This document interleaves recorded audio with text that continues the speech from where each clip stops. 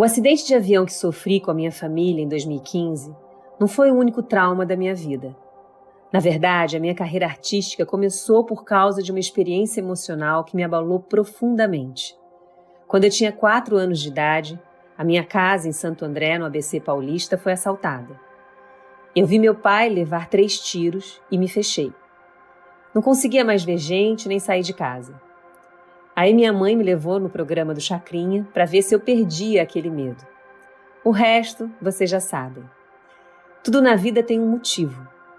Se por causa daquele primeiro trauma eu me descobri artista, por causa do segundo eu descobri o meu propósito de vida.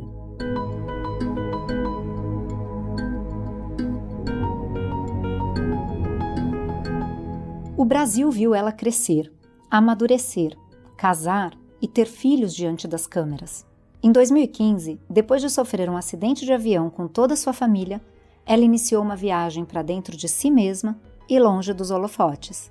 E nessa jornada interna, a apresentadora Angélica descobriu um motivo mais forte para a sua existência, um propósito de vida onde a simplicidade e o amor é o que importa.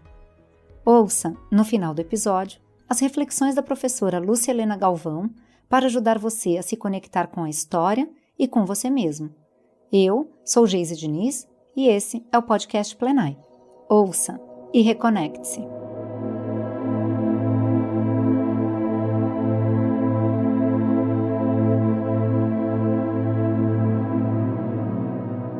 Eu, meu marido, nossos 3 filhos e 2 babás estávamos voando de uma fazenda no Pantanal para o aeroporto de Campo Grande, no Mato Grosso do Sul. Era dia 24 de maio de 2015. Quando eu percebi que tinha algo errado no motor, eu me desesperei. O Luciano, meu marido, conversava com o piloto tentando entender o que estava acontecendo. E eu gritei: "Pousa esse avião!" O Luciano virou para mim e disse: "A gente não vai pousar, a gente vai cair." Até o avião bater no chão, passaram-se uns 4 minutos com a certeza que todo mundo ia morrer. Eu chorava, as babás rezavam, as crianças gritavam.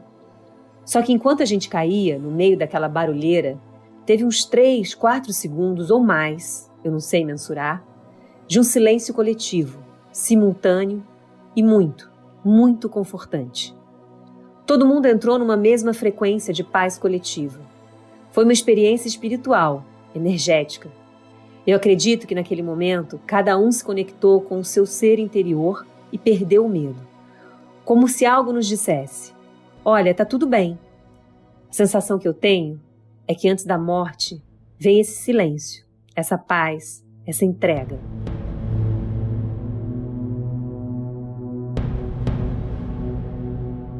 A gente se entregou.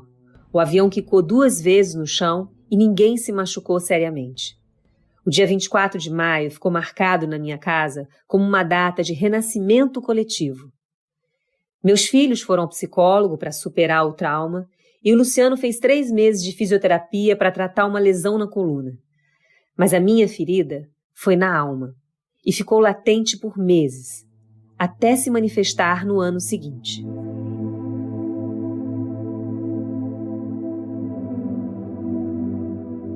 Em uma viagem com a família para Nova York, eu estava andando na rua sozinha quando cheguei perto do Central Park e simplesmente travei. Não sabia se eu ia para frente nem para trás. Comecei a sentir falta de ar, achei que ia morrer e comecei a entrar numa paranoia de que ninguém ia me achar.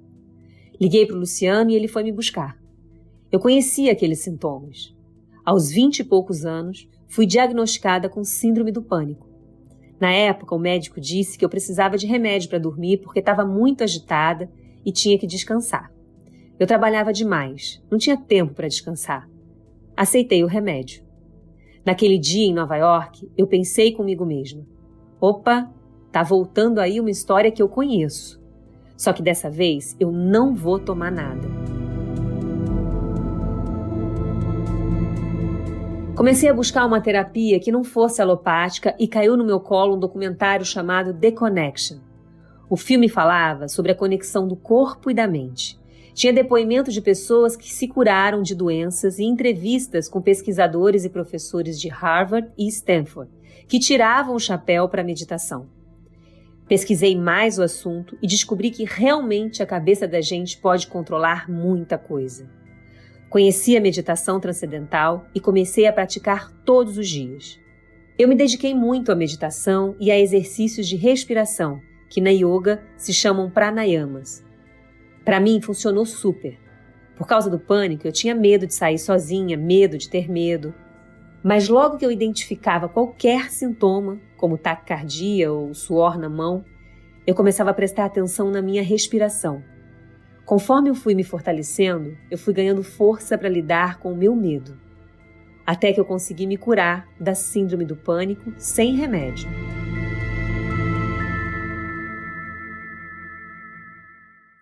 Durante essa jornada de autoconhecimento, eu tive mais uma surpresa. Ou melhor, um susto. Aos 43 anos, iniciou o meu processo de menopausa. Eu costumo dizer que eu queimei a largada na vida. Sabe quando você acelera antes da bandeirada?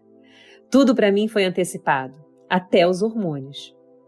Eu acredito que a menopausa precoce é resultado da carga de estresse que eu aguentei desde muito cedo. O tal machismo estrutural também passa por esse discurso de que a mulher não presta mais quando para de menstruar. Até alguns médicos agem como se você tivesse chegado no fim da linha e não houvesse mais nada para ser feito. Não é verdade. Existem tratamentos para combater os sintomas. Foi gostoso no começo? Claro que não. A menopausa tira o corpo um pouco do eixo por causa de uma mudança química. Mas como a meditação faz o contrário, ou seja, coloca a mente no eixo, ela me ajudou a atravessar esse período de uma forma mais tranquila. Melhorou a insônia e me deixou mais equilibrada emocionalmente para não ficar tão nervosa ou triste por causa da oscilação de humor.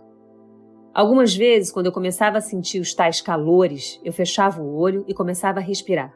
Pronto, aquele calor ia embora. Eu fui entendendo que a menopausa é um processo natural e que o fim de um ciclo representa o início de outro. No meu caso, foi o início de uma fase melhor. Hoje eu tenho experiência, maturidade, segurança com meu corpo e um controle mental que eu não tinha antes da meditação. Eu posso não ter os hormônios bombando, mas com bons pensamentos eu sou capaz de influenciar muita coisa do meu corpo.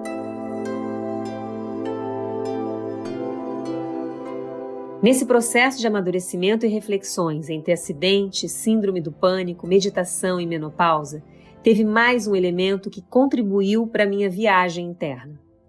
Entre 2018 e 2020, eu ganhei um presente inédito, um sabático de 1 ano e meio.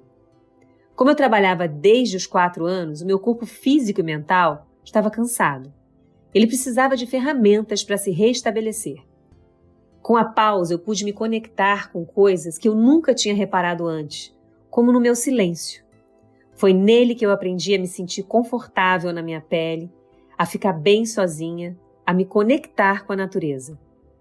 E apesar de ter sido uma loucura de bom, parar de trabalhar me deixou mais vulnerável, mais insegura, porque eu sou uma pessoa que sempre funcionou trabalhando. Essa vulnerabilidade de não saber muito bem onde me agarrar foi boa, porque eu descobri uma força em mim que nem eu conhecia. Descobri que a minha força está no sutil, no suave. Não está na agitação, na loucura, no trabalhar. Essa serenidade que eu descobri dentro de mim me lembra aqueles segundos de paz na queda do avião. Na meditação é exatamente aquela transcendência que a gente busca, com entrega total e ausência de medo. É o tal do nirvana, uma sensação gostosa entre vigília e sono, como se você estivesse voltando de uma anestesia. Com o conhecimento que eu tenho hoje, eu arrisco a dizer que dentro do avião nós alcançamos essa sensação de transcendência coletivamente.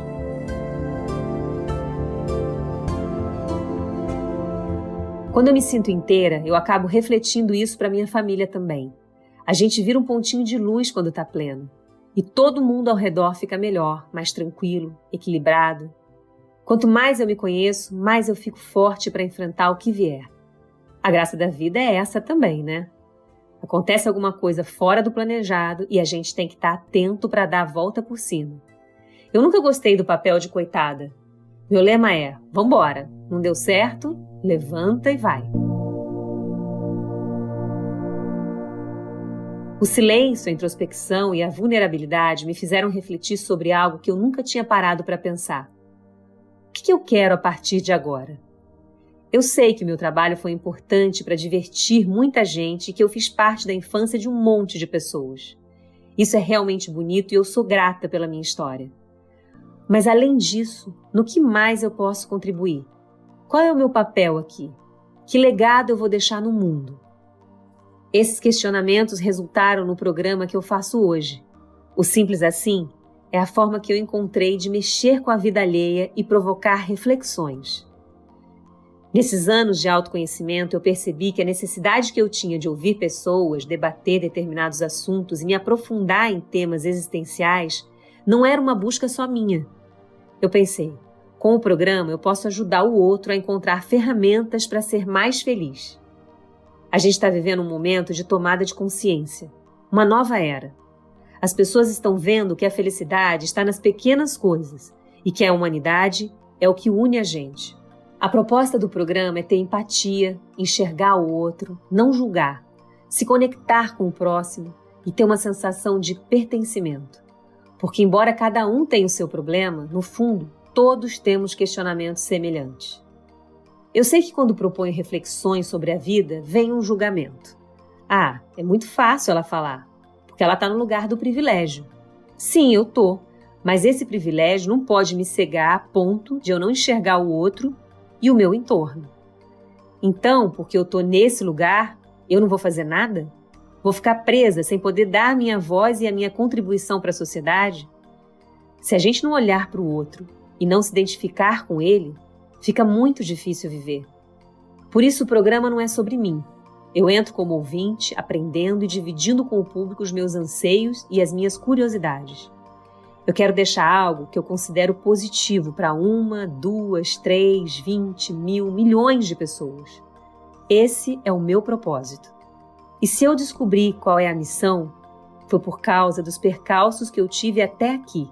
Por isso, para aquela Angélica amedrontada do dia 24 de maio de 2015, eu diria assim: você não sabe o quanto tudo isso que você está vivendo agora e esse sofrimento que você está sentindo vão te trazer coisas boas e alegrias na vida.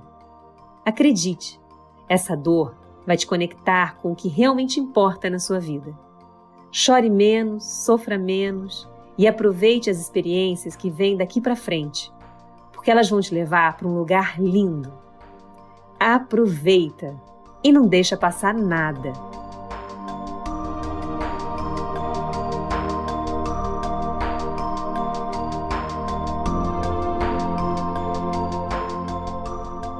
Ninguém discute que a Angélica ganhou do berço a beleza física, mas, tudo mais, ela teve que lutar para conquistar e construir por si mesma o mérito. O assalto presenciado na infância a levou para fora de casa para encontrar a carreira de sucesso, a fama, mas ainda havia outras coisas pelo caminho que tinham que levá-la para dentro de si mesma. A síndrome do pânico aos 20 e poucos anos de idade deu esse recado pela primeira vez, mas ainda havia caminho pela frente antes de chegar a hora de acertar definitivamente o rumo. E esse segundo recado foi um professor bem violento, gritando a lição em seus ouvidos, a iminência da morte dela e de toda a sua família num acidente de avião. E a resposta dada por ela foi de alto nível e digna de ser anotada, como uma receita, um modus operandi, com tudo para dar certo. Parar, encarar as angústias, confrontá-las e dizer: até diante da morte dá para encontrar a paz, por que não agora? Fazer as angústias se calarem, o medo se calar, criar silêncio e se encher de silêncio, saboreá-lo. Depois, dar a pausa necessária e reconstruir a vida por definição, usando só os materiais consistentes, testados pela maturidade conquistada. E aí chega ao ponto bom, onde tudo se compensa. Sou o que sou, graças a todos os fatos da vida. Então, eles não foram só negativos, não só levaram coisas, mas me deram muito. Grata e em paz com a sua história, ela está apta a começar a distribuir, a compartilhar. Hoje, Angélica é uma mulher madura. Agora, a beleza do corpo contagiou a alma e transborda pelos olhos, doando-se generosamente. Agora, ela conquistou o carinho daquela criança que faltava cativar, dentro de si mesma.